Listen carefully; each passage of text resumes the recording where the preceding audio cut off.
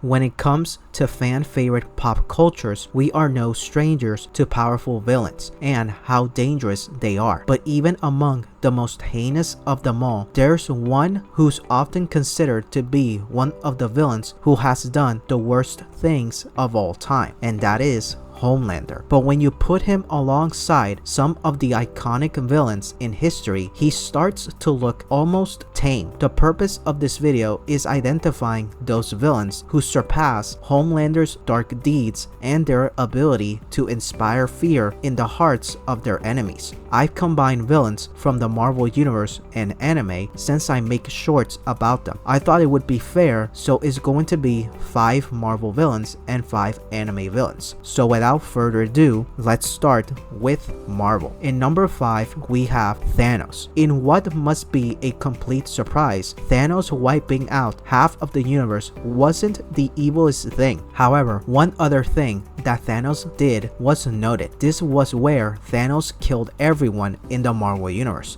Thanos went to the future during Donny Cates' run on Thanos comic book series. When he got there, he met a version of himself that had killed every being on every planet in the universe. It was what he had always dreamed of, and he finally saw what happened when he succeeded. In number 4, we have the Maker. The Maker was Reed Richards in the Ultimate Universe, which is Earth 1610. Just like in the mainstream Marvel Universe, he was one of the smartest characters in existence. However, he allowed his brain to get the best of him, and he tried to force his will on the world. When he lost Sue Storm to his best friend, the Thing, he became the Maker. He created his own superpowered beings known as the Children of Tomorrow and went to war with every hero on the planet. He then did the unthinkable. The Maker and his army committed genocide and killed every Asgardian outside of Thor. In number 3, we have the Kingpin. One of Daredevil's most persistent villains was Wilson Fisk, the Kingpin of crime. While Fisk started out as a Spider-Man villain, it was his war with Daredevil that showed how evil Kingpin could be. It all started when Kingpin learned Matt Murdock was Daredevil. He didn't reveal the secret, but instead he went out and destroyed Daredevil's life. He froze Matt Murdock's bank accounts and then framed him for perjury, ending his career as a lawyer. He then hired someone to target Matt's family and friends and left him a broken man. In number 2, we have Carnage. Cletus Cassidy was a sociopath and a serial killer before he ever became a supervillain. He was in prison when he gained the Carnage symbiote. To understand how evil Cletus Cassidy was, head back to his childhood. He killed many people in his life, and this even included his own grandmother. She was in a wheelchair and he pushed her down a flight of stairs, something that he found hard to beat even as Carnage. And number 1, we have Mysterio. In the Old Man Logan storyline, it started with a tragic moment when Wolverine was still part of the X-Men, and when he returned to the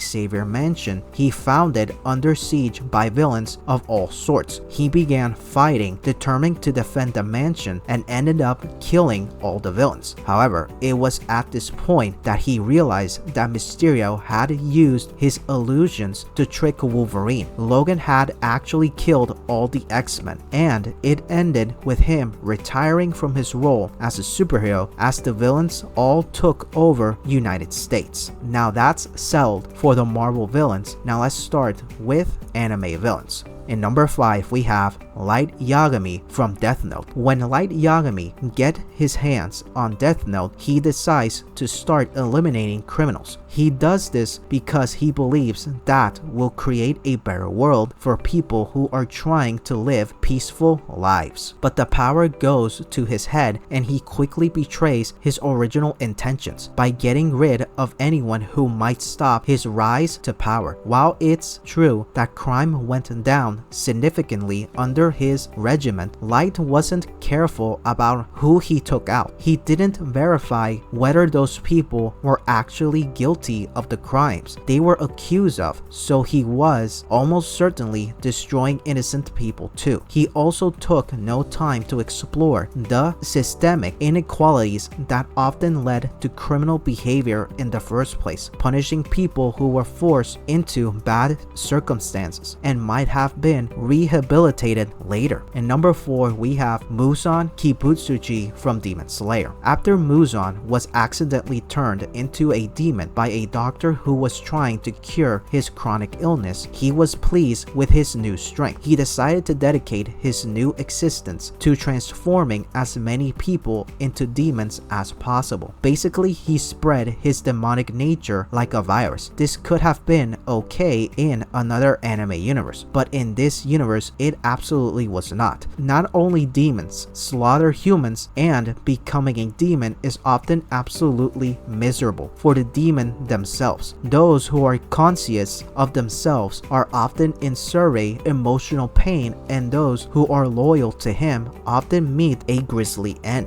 And number 3, we have Overhaul from My Hero Academia. Overhaul is willing to do anything in order to restore the Shei Hasaike's former glory, even physically and mentally abusing a young, helpless girl. After Overhaul discovers Aries' rewind quirk, he experiments on her body and takes her genetic material in order to create a permanent quirk-destroying drug. What makes his experiments particularly brutal and horrifying is that he relentlessly cuts open Aries' body to the point where she on the brink of death. Because of his Overhaul quirk, he is able to constantly destroy and restore her body over and over again. Aries goes through this process of painfully dying and being revived for a long period of time. He also has no qualms with making her subservient to him through the threats and guilt trips. Overhaul makes Aries believe that it's her fault everyone around her dies or get hurt. In number 2, we have Father from Full Metal Alchemist. Father is a power-hungry homunculus who once tricked the whole nation of Circes into creating the conditions necessary for him to achieve godlike powers. The entire nation and all its citizens were destroyed in the process. As if wrecking one nation wasn't enough, he planned to do the same thing to another nation with the help of his homunculus children. Luckily, he was defeated before he could go through with that plan. In number 1, we have Sukuna from Jujutsu Kaisen. While the final fight continued during the Shinjuku Showdown arc in JJK, a flashback was showcased which featuring Sukuna and Araume. The King of Curses revealed that Juji Todori was the child of Kenchagu and his twin brother, whom Sukuna devoured him when they were still inside of their mother's womb. As the King of Curses was hungry in his mother's womb, he killed his own brother, which could be considered a taboo, showing to prove the evil of the King of Curses and showed how degenerate he was from the inside. But what's really striking about these villains is how they overshadowed Homelander's evil in so many ways. I mean, Homelander might be a nasty piece of work, but he's got nothing on the likes of Carnage or Sukuna, who've dedicated their lives to spreading chaos and destruction on a global scale. So what do you think? Do you agree with my selections of Marvel and anime villains? Or do you think I've missed some crucial villains? Let me know in the comments below. Don't forget to like the video and subscribe to my channel to never miss any content. I hope you enjoyed the video, and I will see you on the next video. Take care.